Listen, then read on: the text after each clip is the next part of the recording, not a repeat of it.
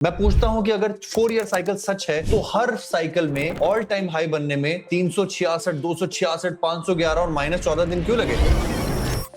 ये जानिएगा, अगर 4 year cycle सच है तो साइकिल टॉप आने में 259 दिन और 584 दिन क्यों लगे? हर बार सेम क्यों नहीं? अगर 4 ईयर साइकिल सच है तो वो क्रिप्टो में क्यों? स्टॉक मार्केट में 4 साल के बाद बेयर साइकिल क्यों नहीं आती? The cycle should peak at the end of 2026, not 2025. अगर 4 ईयरली साइकिल सच है तो हर बार इंडस्ट्रियल आउटपुट क्रिप्टो के बुल बाजार में पीक पर क्यों जाता है और इस बार वो धरातल पे क्यों है? स्वागत है दोस्तों आपका इस इंपॉर्टेंट 5 ईयर की साइकिल के एनालिसिस में। आप लोगों ने ढेरों कमेंट्स किए थे पिछली लाइव में और कहा था कि रोहित भाई एनालिसिस कीजिए कि क्यों बहुत सारे विशेषज्ञ मान रहे हैं कि इस बार 4 ईयर साइकिल नहीं 5 ईयर साइकिल होने वाली है। क्यों बिलियनर रॉल पॉल को लगता है कि क्रिप्टो इस साल बहुत पंप होगा? क्यों बिटमैक्स एक्सचेंज के फाउंडर आर्थर हेज कहते हैं कि 4 ईयर साइकिल डेड है? क्यों सीजी को लगता है कि एक सुपर साइकिल शुरू होने वाली है? इन सब के ऊपर डिस्कशन करेंगे। मैं यहाँ पर आपको ख्वाब नहीं सच्चाई दिखाऊंगा, तो वीडियो को अंत तक देखिएगा। अगर इस वीडियो में बताए गए एनालिसिस आपको अच्छे लगे तो वीडियो को एक लाइक दे दीजिएगा। इतना करके ही आप अपनी सपोर्ट दे सकते हैं। गाइस ये सारा एनालिसिस तो ठीक है, but nothing in this video is financial advice. ये वीडियो सिर्फ और सिर्फ एजुकेशन पर्पस से है। मैं रजिस्टर्ड फाइनेंशियल एडवाइजर नहीं हूं, तो मैं आपको फाइनेंशियल एडवाइस नहीं दे सकता।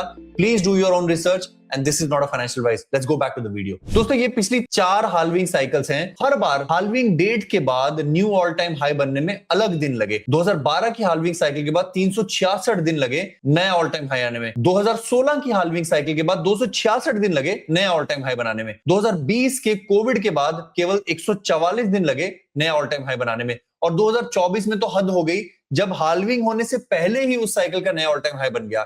यानी कि ये चीजें तो प्रीपोन होती जा रही हैं। वहीं दूसरी तरफ अगर हम साइकिल टॉप की बात करें तो हाल्विंग से साइकिल टॉप का डिस्टेंस 2012 की हाल्विंग के 367 दिनों में नया ऑल टाइम हाई लगा। 2012 की हाल्विंग के 367 दिनों के बाद साइकिल का टॉप हो गया। बल्कि 2016 की हाल्विंग के बाद 259 दिन लगे साइकिल टॉप होने में, जहां से बेयर मार्केट की शुरुआत होती है। 16 दिसंबर 2017 से बेयर मार्केट शुरू हुई। वहीं जब 10 नवंबर 2021 से बेयर मार्केट की शुरुआत हुई तब हाल्विंग को हुए 511 दिन हो गए थे। और इस बार 10 अक्टूबर अगर इस साइकिल का टॉप है तो हाल्विंग से यानी कि 19 अप्रैल से हमें 584 दिन लगे, जहां पर हाल्विंग के तुरंत बाद का नया ऑल टाइम हाई प्रीपोन होता जा रहा है, साइकिल टॉप पोस्टपोन होता जा रहा है। तो अगर हम इस बात पर अंधा विश्वास ना करें और 367, 259, 511 और 584 महज एक इत्तेफाक नहीं, ये शायद 1000 दिन भी हो सकता है for a new cycle top to come. चलिए हम अपना दिमाग लगाए बिना एक्सपर्ट्स की सुनते हैं। राहुल पॉल और बाकी एक्सपर्ट्स का क्या कहना है कि क्यों ये 5 साल की साइकिल है, क्यों साइकिल टॉप 2026 में आना है, 2025 में 584 दिन के बाद 10 अक्टूबर को नहीं। So we're through the trough of the cycle, and the next is the rise up, and the cycle should peak at the end of 2026, not 2025. But I've been stressing this a lot, and people haven't really got. तो जो chart roll Paul बताने की कोशिश कर रहे हैं वो PMI manufacturing index है। उनका कहना है कि 2020 और 21 का जो क्रिप्टो पीक था उस समय पीएमआई टॉप कर रहा था, 60-70 के आसपास चला गया था। 2017-18 में पीएमआई टॉप कर रहा था, 60 की तरफ चला गया था। यहां पर पिछले 3 साल से हम एक फ्लैट पीएमआई इंडस्ट्रियल आउटपुट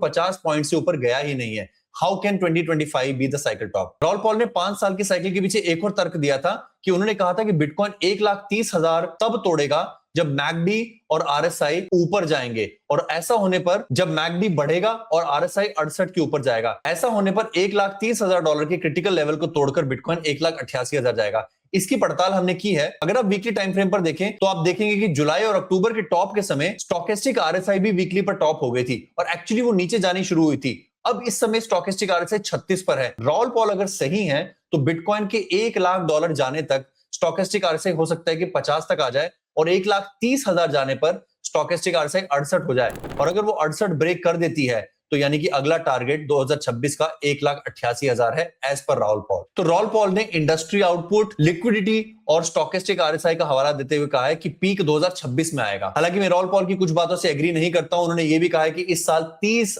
गुना की ग्रोथ आएगी। I don't agree with that. इनके बंधु आर्थर हेज का भी कहना है, जो क्रिप्टो में काफी बुलिश रहते हैं, हमने इनको काफी इवेंट्स में सुना है कि 4 ईयर साइकिल डेड है। इन्होंने इसके ऊपर कारण दिए हैं यूएस के ट्रेजरी का decision, liquidity injection, from the back door और अमेरिका का सबसे ऊपर जाना। इन्होंने कहा कि पिछले सालों में चाइना की तरफ से लिक्विडिटी आई थी, बट इस बार ज्यादा तगड़ा पैसा अमेरिका की तरफ से आएगा 2026 में। वहीं सीजी ने भी 2026 की सुपर साइकिल पर अपनी मोहर लगाई है और reason massive liquidity expansion, rate cut cycle, balance sheet loosening, risk asset attraction, ये सारी चीजें जो हम बताते आते आए। गाइस एटलीस्ट टेक्निकल्स तो ये बता रहे हैं कि एक वीक Q4 के बाद एक अच्छे Q1 की शुरुआत हुई है। ये बहुत ही रेयर देखा गया कि क्वार्टर 4 में बिटकॉइन 23% गिरा हो, वो भी पोस्ट हाल्विंग ईयर में। इससे पहले भी एक बार ऐसी गिरावट देखी गई है, बट वो साल इस तरह का बुलिश साल नहीं था। मंथली की बात करें तो बिटकॉइन में क्वार्टर 3 में हर तीनों महीने नेगेटिव जाना 2018 के बाद पहली बार देखा गया है। तो गाइस 2026 के बुलिश होने के कुछ 4-5 कारण है। अगर मैं कंक्लूड करूं तो फेड की बैलेंस शीट का एक्सपेंशन होना, 2 से 3 इंटरेस्ट रेट कट होना, जिसका मतलब खाली इंटरेस्ट रेट कट नहीं है, इंटरेस्ट अभी 3% की रेंज में है। इमेजिन 2026 के अंत आते आते इंटरेस्ट 2% की रेंज में आ जाएंगे, which is very very low. नए फेड का आना जो कि मई के आसपास आएंगे। सुप्रीम कोर्ट अगर टैरिफ के डिसीजन को रिवर्स कर देता है तो इसके चलते पूरी दुनिया भर के बाजारों में जो लहर आएगी कि हर देश का जो टैरिफ का दबाव है वो कम हो जाएगा। अगर ये चीज नहीं भी होती, अगर सुप्रीम कोर्ट कहता है कि नहीं आप बिल्कुल सही कह रहे हो, टैरिफ सही है, तो डोनाल्ड ट्रंप शायद $2000 लोगों में बांट दें, लोगों में पैसा नहीं आएगा। मिड टर्म इलेक्शन आएंगे नवंबर में, और यहां पर मैं वर्ड ऑफ कॉशन दूंगा कि ज्यादातर अच्छी चीजें, चाहे वो क्लैरिटी एक्ट, चाहे डोनाल्ड ट्रंप के नए पपेट फेड चेयर का आना हो, ये बाकी सारी चीजें वो सब पहले हाफ में हो जाएंगी। इन सब के कारण मोस्ट लाइकली पंप पहले आ जाएंगे। मे बी सारा पंप जनवरी, फरवरी, मार्च में आ जाएगा, मैक्सिमम समर से पहले। और इन सब के कारण जो पंप आता है या पंप नहीं भी आता है, guys do not wait for the end. Don't wait for Ethereum to go to 4800. Don't wait for XRP to break even. Don't wait for Bitcoin to go to $200,000. हमेशा 15% के रूल का फॉलो करें अगर आप क्रिप्टो में invested हो, और हाँ आप क्रिप्टो में ओवर इन्वेस्टेड हो, अपना पोर्टफोलियो रीबैलेंस करते रहें।